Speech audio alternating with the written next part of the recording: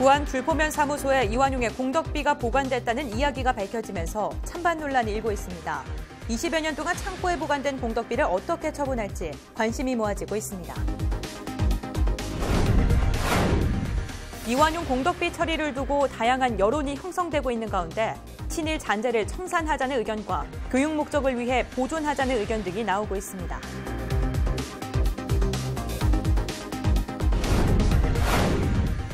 정읍 지역에서는 일제감정기 시절 농수로를 완공한 후 이를 치하하는 기념비가 남아 있습니다. 일제가 식량 수탈 목적을 위해 만들어진 시설이어서 보존과 재건 논란이 일고 있습니다. 고창군의 헤이즐넛 가공사업장이 들어섰습니다. 가공사업장은 헤이즐넛의 껍질을 벗기는 기계 7대가 설치됐고 오일 추출기도 들어설 예정입니다.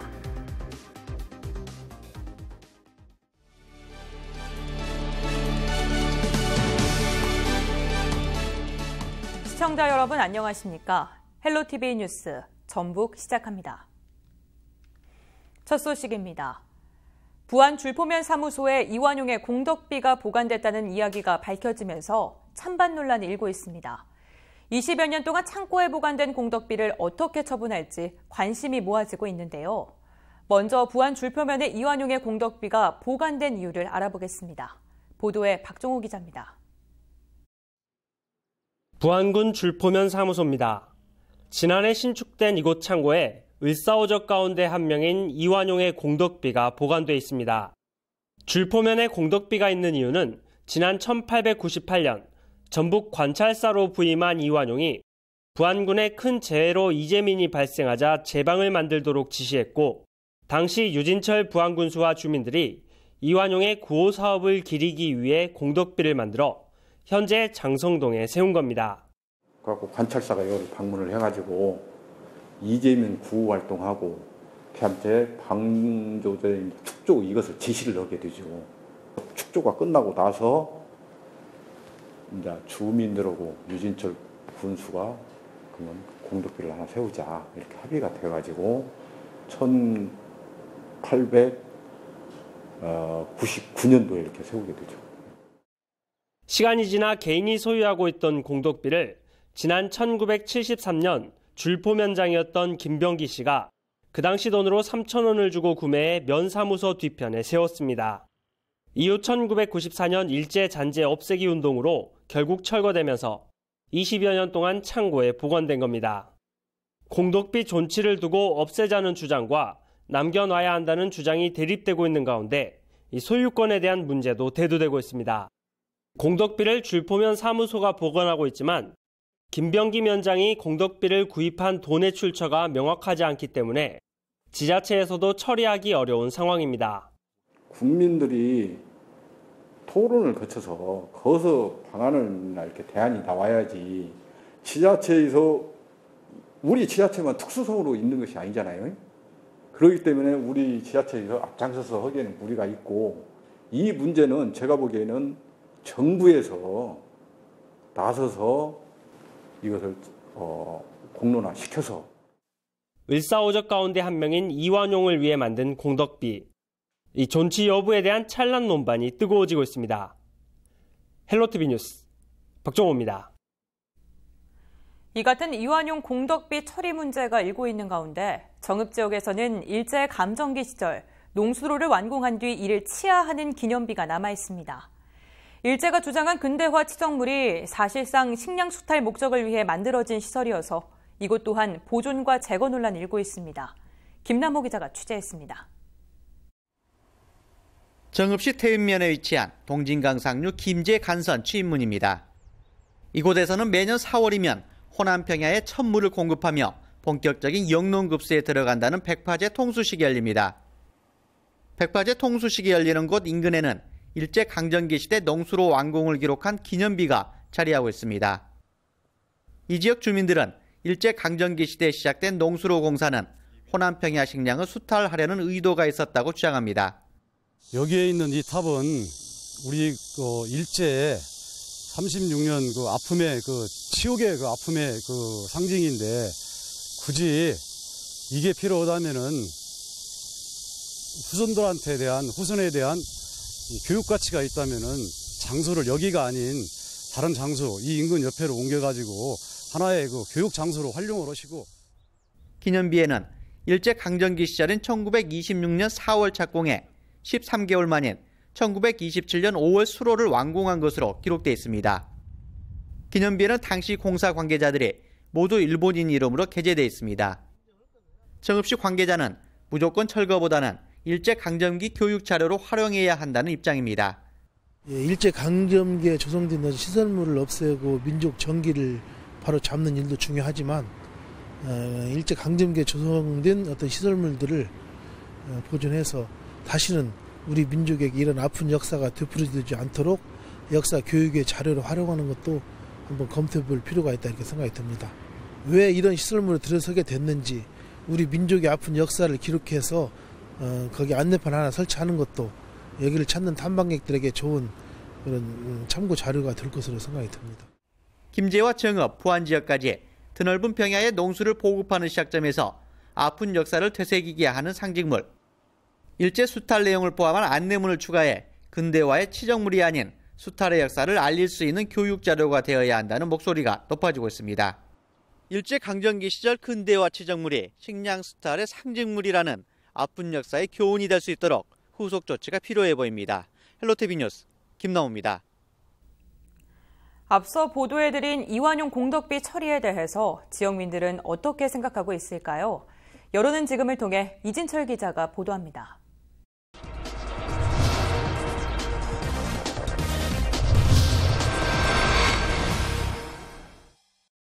을사오적으로 친일 행위에 앞장선 이완용의 공덕비가 바로 이 줄포면 면사무소 창고에 있다라는 것이 알려지면서 뜨거운 감자로 부상했는데요.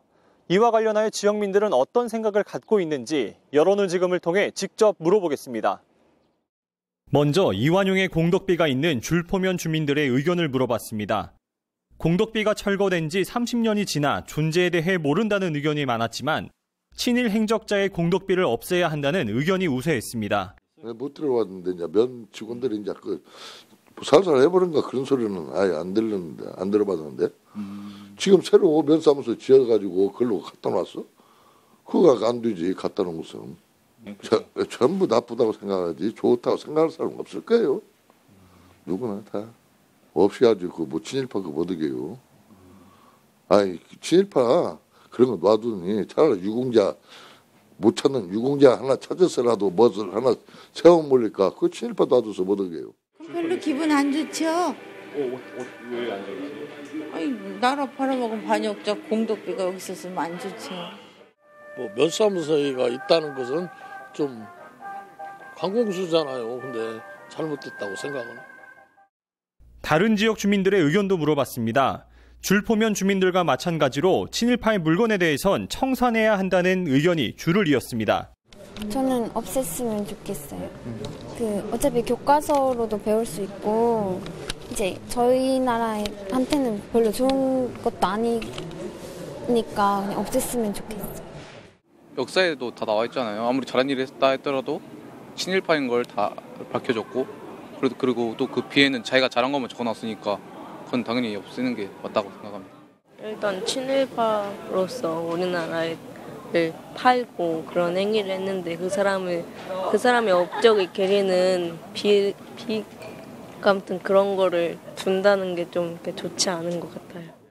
일부 시민들은 역사적 교훈을 위한 교육 목적으로 이완용 공덕비를 보존해야 한다는 의견 등을 밝혔습니다. 저는 보존하는 쪽이 좋다고 생각하고요. 그거를 이렇게 없애는 것보다는 이렇게 보여주면서 이런 일이 있었다.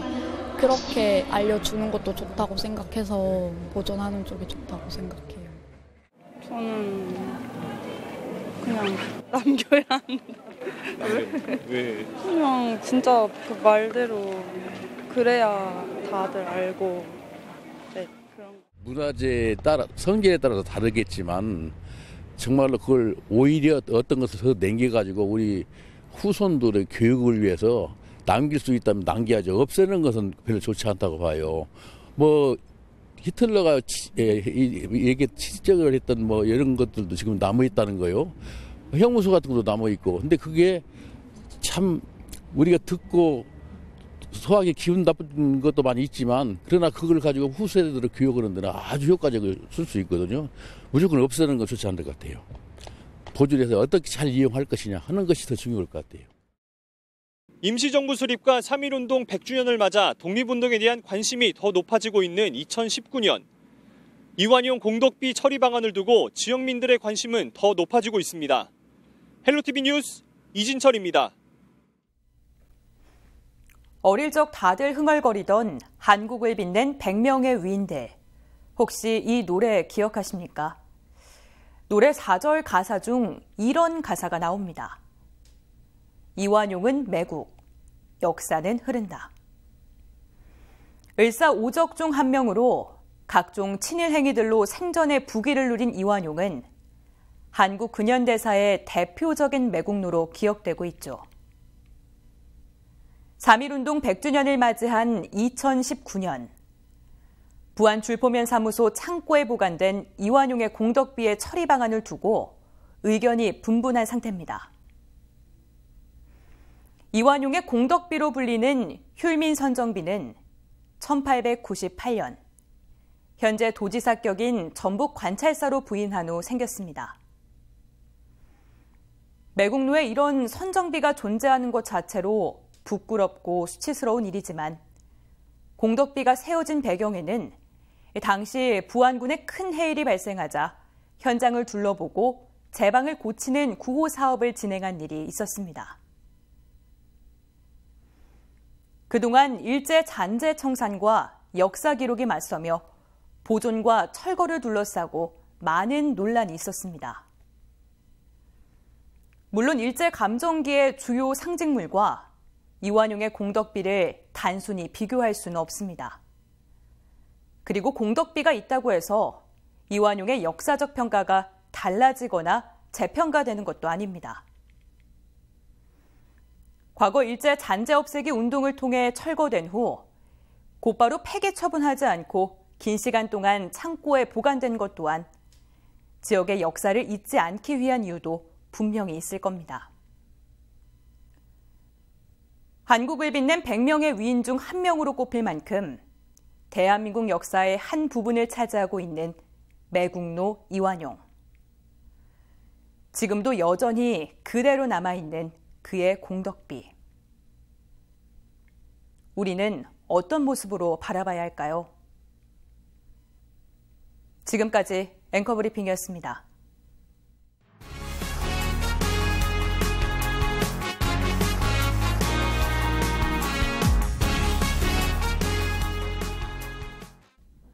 고창군이 일부 지역 농어촌 버스 운행 시간과 노선을 개편했습니다.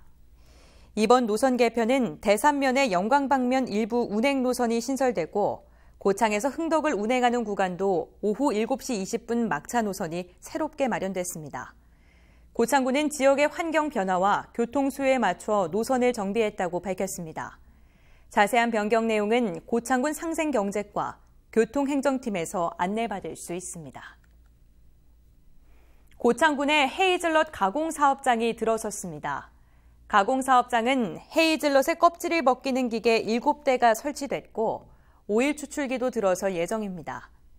헤이즐넛은 전국에서 40헥타르 정도 재배되고 있으며 올해 고창에서 8톤가량이 생산될 전망입니다. 헤이즐넛은 영양가가 풍부하고 맛과 향이 고소해 호두와 아몬드, 캐슈넛 등 세계 4대 견과류로 꼽히고 있습니다. 김제시가 도란도란 한글 사랑방을 운영합니다. 한글 사랑방은 오는 11일부터 불양면과 성덕면, 백구면 등 5개 읍면동에 있는 마을회관과 경로당에서 교육을 진행합니다. 이번 교육은 교육의 기회를 놓친 고령의 지역 주민을 대상으로 기초 한글 교육과 가족에게 문자 보내기, 편지 쓰기 등 실생활에 유용한 기능 교육 과정으로 구성됐습니다. 김제시 관계자는 그동안 한글을 몰라 기본적인 생활에 어려움을 겪으신 분들을 위해 세상을 더 선명하게 볼 수 있도록 문해 교육 사업 운영을 열심히 하겠다고 말했습니다. 김제시 교월동이 노인 일자리 미세먼지 대응 요령 교육을 진행했습니다. 이번 교육은 야외 활동이 많은 노인 사회활동 사업 참여자 어르신 30명을 대상으로 심각해진 미세먼지에 대응하는 요령에 대한 내용으로 이뤄졌습니다. 교육과 함께 조별 근무자들에게 미세먼지 마스크를 배부하고 올바른 마스크 착용 방법에 대한 안내도 이어졌습니다. 교활동 관계자는 미세먼지 비상저감 조치 발령과 미세먼지 농도를 실시간으로 확인해 어르신들이 안전한 시간대에 근무할 수 있도록 운영해 나가겠다고 말했습니다. 부안군 농업기술센터가 강소농 경영 개선 실천을 위한 기본교육을 진행합니다. 이번 교육은 농업 경쟁력을 강화하고 작지만 강한 농업 경영체를 육성하기 위한 목적으로 이뤄졌습니다. 교육 내용으로는 최근 농업 정책과 농산물 시장 변화에 맞춰 농업 경영의 필요성과 어려움을 돌파하기 위한 진단과 분석의 시간으로 구성됐습니다. 농업기술센터 관계자는 이번 기본교육을 마친 강소농 가운데 농업 경영에 관심을 두고 경영 개선 의지가 강한 핵심 농가를 대상으로 심화교육과 후속교육 등을 진행할 계획이라고 밝혔습니다. 부안군이 취약계층 주거환경 개선 사업을 진행합니다. 부안군은 저소득계층 대상 희망의 집 고쳐주기 사업에 4억 원과 장애인 주택개조 지원 사업에 3,800만 원, 국민기초생활보장수급자 주거급여 지원에 2,100만 원 등 모두 44억 원의 예산을 투입합니다. 이와 함께 부안군은 취약지역 생활여건 개조와 주거 경관 개선 공모사업 선정을 위해 다각적인 노력을 기울이고 있다고 밝혔습니다. 부안군 관계자는 취약계층 주거환경 개선 사업을 통해 부안이 거주지로서 매력과 활력이 넘치는 곳이 될 수 있도록 최선을 다하겠다고 말했습니다. 부안군이 독거노인 현황 조사를 통해 복지 사각지대 발굴에 나섭니다. 이번 조사는 독거노인 보호 사업을 위한 기초자료 구축을 목적으로 시행되며 독거노인 생활관리사 37명이 직접 방문해 주거 상태와 건강 상태 등 5개 항목의 생활 정보에 대해 이뤄집니다. 부안군은 조사 결과를 바탕으로 보호 서비스가 필요한 1,400여 명을 노인 돌봄 기본 서비스 대상자로 선정해 정기적인 안전 확인과 복지 욕구에 맞춘 서비스 연계, 생활교육 등 다양한 서비스를 제공할 예정입니다.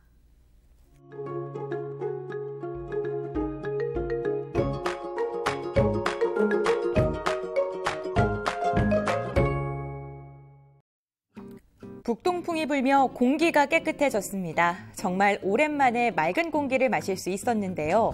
금요일도 우리 지역 미세먼지 농도 보통을 보이겠고 하늘도 맑겠습니다. 모처럼 집안 환기하시면 좋겠습니다. 다만 찬바람이 불면서 아침 기온 전일보다 3도가량 낮게 출발하겠습니다. 요즘 안개가 자주 끼는데요. 금요일도 아침에는 안개가, 낮에는 연무가 곳곳에 낄 것으로 보이니까요. 서행 운전해 주셔야겠습니다. 주간 날씨입니다. 토요일 밤부터는 비가 내리겠는데요. 남부 지역부터 비가 시작되겠습니다. 비가 그친 뒤에는 낮 기온 12도까지 오르면서 포근한 봄 날씨를 보이겠는데요.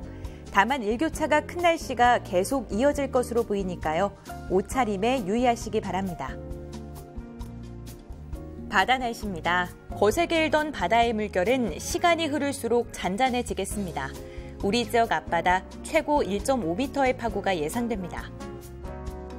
전국 날씨입니다. 강원 산지와 경북 북동 산지는 내린 눈으로 인해 도로가 미끄럽겠습니다. 이곳으로 이동하신다면 교통안전에 각별히 유의하셔야겠습니다.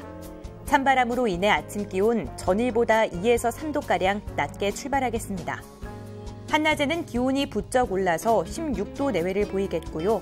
해가 지면 기온이 뚝 떨어져서 내륙을 중심으로 낮과 밤의 기온차가 크겠습니다. 날씨 전해드렸습니다.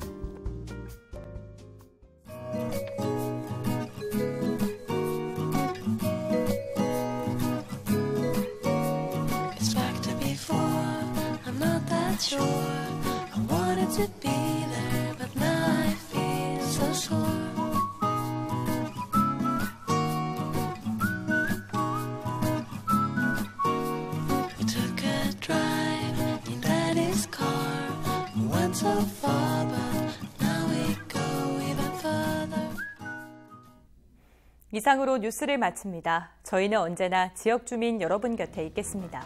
고맙습니다.